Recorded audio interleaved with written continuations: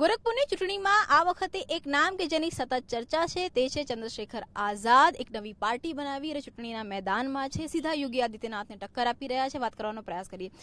चंद्रशेखर जी, जिस तरह से चुनाव से पहले आपने पूरा एक पार्टी का अपना चयन किया, पूरा पार्टी का गठन किया और अब सीधा आप मुख्यमंत्री के सामने ही आप पहला इलेक्शन कंडक्ट कर रहे हैं, किस तरह से देखते हैं? देखिए, मैं समझता हूँ कि लोकतंत्र में ताकत जनता के पास है. अब जो हर व्यक्ति के पास यह एक चरण में, जैसे पूर्वोत्तर पर 7 चरणों में चुनाव है, एक दिन आएगा कि वो अपने अंगूठे से बटन दबा के चयन करेगा कि वो अपना नेता किसको स्वीकार करता है या किस पे भरोसा करता है. डेमोक्रेसी की वजह से आम आदमी के हाथ में ताकत आई है. पिछली बार उन्होंने भारतीय जनता पार्टी पे भरोसा किया, पूर्ण बहुमत की सरकार दी. परिणाम क्या हुआ कि चाहे वो किसान हो, मजदूर हो, नौजवान हो, महिलाएं हो, सब लोग पीड़ित. आज ही मैंने 2 ट्वीट किए हैं. पहला ट्वीट है, आज 2 बड़े मामले हुए जो मैंने अखबार में पढ़ा. मैं कहीं से नहीं लाया, यहाँ के अखबार में था. एक बच्चे के साथ दुष्कर्म हुआ और आप ये समझिए कि पुलिस कह रही है कि उनको कोई जानकारी नहीं है. जरा उससे भी बड़ी बात ये है कि पंचायत हो रही, दुष्कर्म जैसे मामले में पंचायत हो रही आरोपी को बचाने के लिए. अखबार ने लिखा, मैंने नहीं लिखा. एक दूसरा मामला जहां छेड़खानी हुई और जब परिवार के लोग गए उनके पास तो उन्होंने मारपीट की थी. पुलिस ने उल्टा परिजनों पे एक मुकदमा लिख दिया. इस कानून व्यवस्था को समझना पड़ेगा कि ये किसकी देन है. फिर हमने किसानों का आंदोलन देखा, आंगनबाड़ी महिलाओं का आंदोलन देखा, आशा बहनों का आंदोलन देखा, नौजवान सड़कों पर उतरे, रोजगार के लिए लाठियां मिली, भर्ती में पेपर लीक हो जाते. तो आपने जितना भी झूठ बोला है वो सब जीरो है. कल रात में चुनाव प्रचार में था, मुख्यमंत्री जी के मठ से मात्र 300 से 500 मीटर की दूरी पर एक जगह है, मैंने उसकी फोटो वीडियो ट्वीट की है. पूरा पानी भरा हुआ है, आदमी मोटरसाइकिल से नहीं जा सकता है. अभी जो विकास की बात हो रही है, आप ये कह रहे हैं कि सिर्फ बातें हो रही हैं? देखिए, मुख्यमंत्री जी सरकार में हैं. 1998 से 2014 तक वो 5 बार एमपी रहे हैं इस गोरखपुर में. यानी कि गोरखपुर के ने 5 बार उनको मौका दिया. फिर आप पिछले 5 साल से चीफ मिनिस्टर हो. आपके 500 मीटर पे पानी भरा हुआ है, 300 मीटर तक आदमी जा नहीं सकता है, मोटरसाइकिल नहीं जा सकती है. पानी भरने से गंदगी हो रही है, गंदगी से जो है ना बीमारियां पैदा होंगी, मच्छर और सब चीजें. फिर पिछले 2014 से लेके अब तक दिमागी बुखार से, कल की अखबार में मैंने पढ़ा, 324 बच्चों की जान गई है. आप झूठे दावे करते. जितना पैसा आपने प्रचार में खर्च किया पूरे देश में होल्डिंग लगा लगा के, अगर उतना आपने अपने क्षेत्र में विकास के लिए किया तो शायद आज गोरखपुर भाजपा की अगर हम बात करें भाजपा की, तो वो तो ये कह रही है कि हम लोग एम्स लाए हैं, जिससे गोरखपुर से लेके नेपाल तक के जो बॉर्डरी लोग हैं वो यहाँ पे आ रहे हैं, इलाज कर रहे हैं. जमीनी स्तर पर आपको ये लग रहा है कि ये सिर्फ प्रचार है? नहीं, इससे भी बड़ी बात बता. एम्स पे आपने बात की है ना, मैं एम्स की को बहुत सम्मान करता हूँ.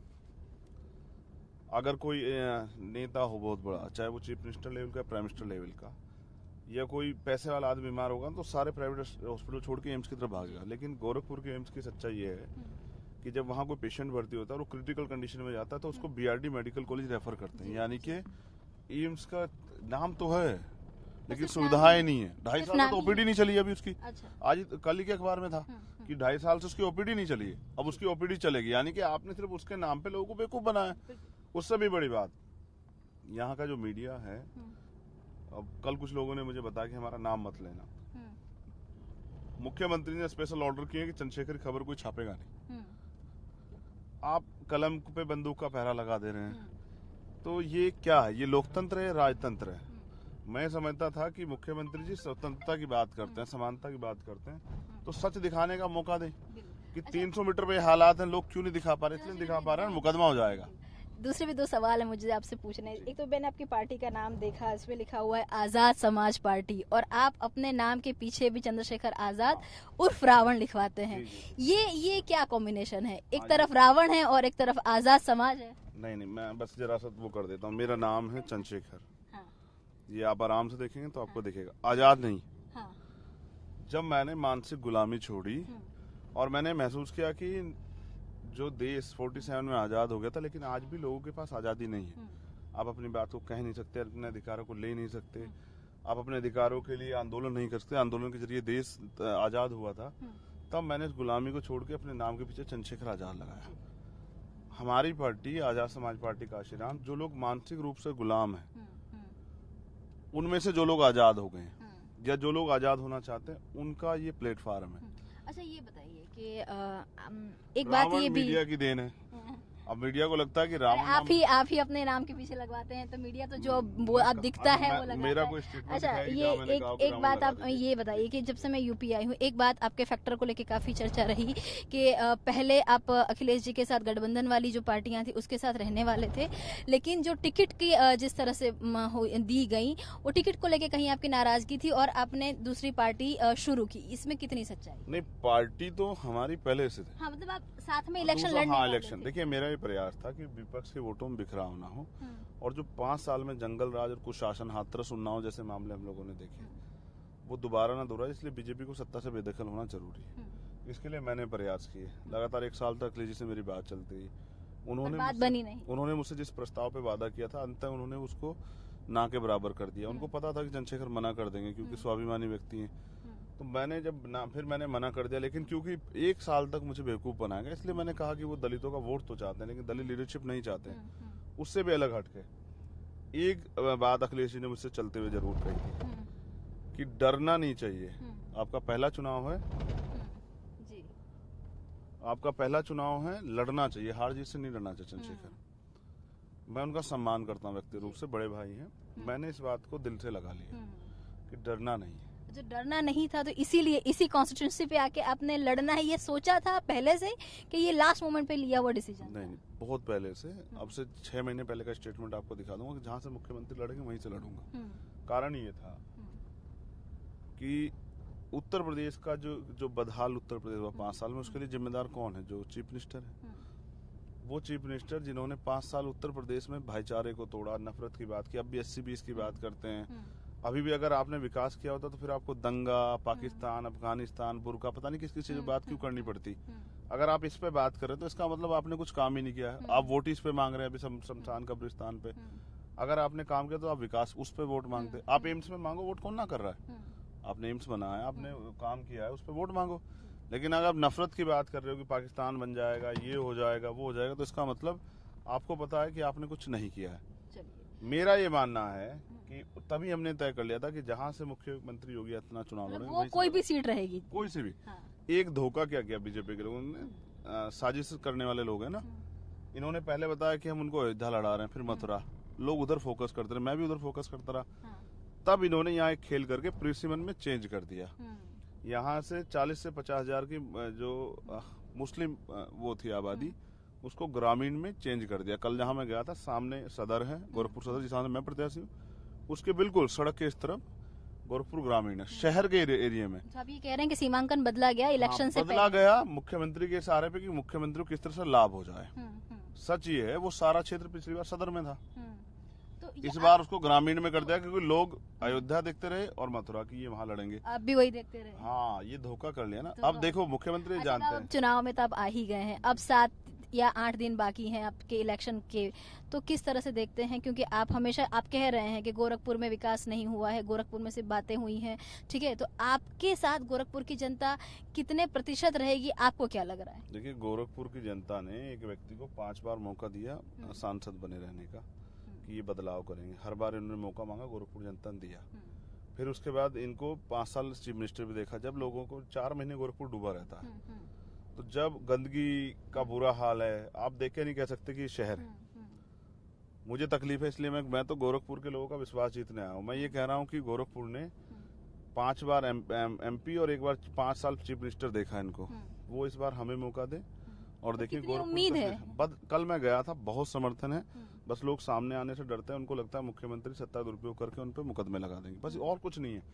वरना लोग ये कहते हैं, मैं बीजेपी हार्डकोर वर्करों की बात कर रहा हूँ आपसे, कि जिस दिन वोट दबेगी तो आपको पता हो जाएगा कि हम लोग क्या चाहते हैं। अच्छा। ये सच है।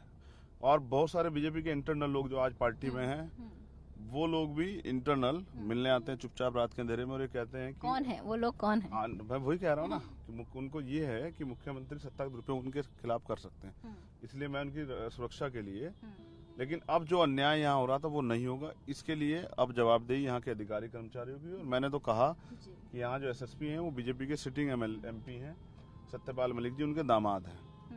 उनके रहते फिर चुनाव कैसे होगा? गुप्ता जी की एक कमलेश गुप्ता जी प्रोफेसर हैं गुरुजी, वो बैठे हुए आंदोलन पे अपनी मांग को लेके। एक गुप्ता जी की, मनीष गुप्ता की हत्या की गई थी यहाँ पुलिस वालों द्वारा, और ये एसएसपी उन पुलिस वालों को बचाने का काम करे, तो न्याय कैसे होगा? अगर ये तो चलो, ये बात रही चंद्रशेखर जी चुनावों की, ये तो चुनाव का माहौल है, क्योंकि आप गोरखपुर में इतना घूम रहे हैं, आप कह रहे हैं कि गोरखपुर की जनता को भी आप पे भरोसा है, उम्मीदें हैं। चुनाव के बाद चंद्रशेखर जी यहाँ पे आएंगे कि फिर ये चुनावी माहौल के बाद चले जाएंगे? जगह ढूंढ रहा हूँ, कोई जगह मिल जाए। जगह तक नहीं मिल रही है? जहाँ घर बना सकूँ।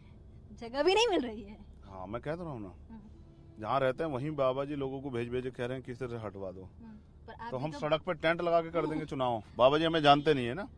पर आप भी तो बाबा जी को एक्सीडेंटल सीएम कहते हैं। अच्छा, आप बता दीजिए, मैं झूठ कह रहा हूँ कि क्या उनके नाम पे 2017 का विधानसभा चुनाव हुआ था? क्या वो वो सीएम फेस थे ना? वो विधानसभा चुनाव लड़े, तो इसका मतलब वो तो दावेदार ही नहीं थे ना, इसलिए एक्सीडेंटल है। मैं आपसे क्या कह रहा हूँ, मैं तो यहाँ गोरखपुर में घर ढूंढ रहा हूँ। आप कह रहे हैं गोरखपुर में घर बनाना है, गोरखपुर के लोगों ने कि एक एक वोट से हम कर्जदार हो जाएंगे, उसका सम्मान रखना है, गोरखपुर को दूर नहीं रखना है, गोरखपुर के लोगों के दिलों में बसना है। देखिए अखिलेश जी, अरे माफ कीजिएगा चंद्रशेखर जी, आपकी नाराजगी अखिलेश जी से भी है कि उन्होंने आपसे धोखा कर दिया, योगी जी से भी नाराजगी है कि योगी जी ने कुछ किया ही नहीं है। तो चंद्रशेखर खुद का रोड मैप कैसे अब गोरखपुर में बनाएंगे, क्योंकि पहली बार चुनाव लड़ रहे हैं, तो चुनाव के बाद किस तरह से लोगों के बीच में जाएंगे? क्योंकि ज्यादातर जो बात आपकी तरफ से होती है और होनी भी चाहिए, दलित लोगों को लेकर काफी बात होती है, लेकिन उसके सिवाय के भी बहुत सारे वर्ग्स हैं, तो पूरी सोसाइटी के लिए किस तरह का कोई रोड मैप सोचा हुआ है? देखिए, जब मैं यहाँ से विधायक बनूंगा तो मैं खाली दलितों का विधायक नहीं हूँ। अब नहीं बने तो फिर भी मैं, जिन लोगों ने एक वोट भी मुझे दी है उनका भी तो उनका कर्जदार हो गया ना। वोट, इतनी बड़ी जिम्मेदारी उन्होंने मुझे दी है। मैं यहाँ गोरखपुर की जनता के लिए, गोरखपुर सदर नहीं, पूरे गोरखपुर के जिले के लिए, उनकी मांग के लिए, उनकी समस्याओं के लिए एक एक व्यक्ति के लिए लड़ूंगा। और मैं कह रहा हूँ ना, मैं तो प्रयास कर रहा हूँ, कोई छोटी जगह मिल जाए, यही एक घर बना लूं। मतलब आयाती नहीं रहेंगे कि चुनाव आया बन के रहूंगा। देखो, जब गोरखपुर के लोगों को जरूरत थी ना, कोरोना काल आया, तब मुख्यमंत्री बिहार प्रचार की, गोरखपुर के लोग यहाँ मरे। फिर दूसरी बार दूसरी लहर आई तो मुख्यमंत्री बंगाल जाके प्रचार की। ये गोरखपुर के लोग यहाँ तरसते रहे कि गोरखपुर में की जनता जिसको प्रतिनिधि चुना वो मदद कराए। मैं गोरखपुर का बेटा बन के, आप आज मेरी बात को नोट कर लीजिए, अब तक ये जगह गोरखपुर मुख्यमंत्री योगी आदित्यनाथ जी के नाम जानी थी, आज के बाद ये जगह चंद्रशेखर आजाद के नाम से जान जाएगी। ये बात आप याद रखें। चलिए, धन्यवाद। इतना काम करेंगे, मेहनत करेंगे, लोगों का दिल जीतेंगे। वोट नहीं लेंगे, सिर्फ उनका दिल जीतेंगे, उनका विश्वास जीतेंगे। और क्योंकि 5 साल लड़ता है तो लोगों को ये पता है कि ये आदमी लड़ने वाला तो है, तो इसलिए बहुत समर्थन है। चलिए, धन्यवाद हमारे साथ बातचीत करने के लिए। तो आ હતા ગોરખપુરના વધુ એક ઉમેદવાર ચંદ્રશેખર કે જે ચંદ્રશેખર આઝાદ અને રાવણ બંને નામથી ઓળખાય છે, અને વિશ્વાસ પણ વ્યક્ત કરી રહ્યા છે કે જીત અને હારથી પર જઈને આગામી સમયની અંદર ગોરખપુરમાં જ રહેશે, ન માત્ર આયાદી ઉમેદવાર બનીને રહેશે, પરંતુ જે લોકો તેમને વોટ આપી રહ્યા છે, જે લોકો તેમની પર ભરોસો રાખી રહ્યા છે, તેમની માટે પણ કંઈક કામ કરશે। કેમેરામેન ઇમરાન સાથે કિંજલ મિશ્રા, TV9 ગોરખપુર।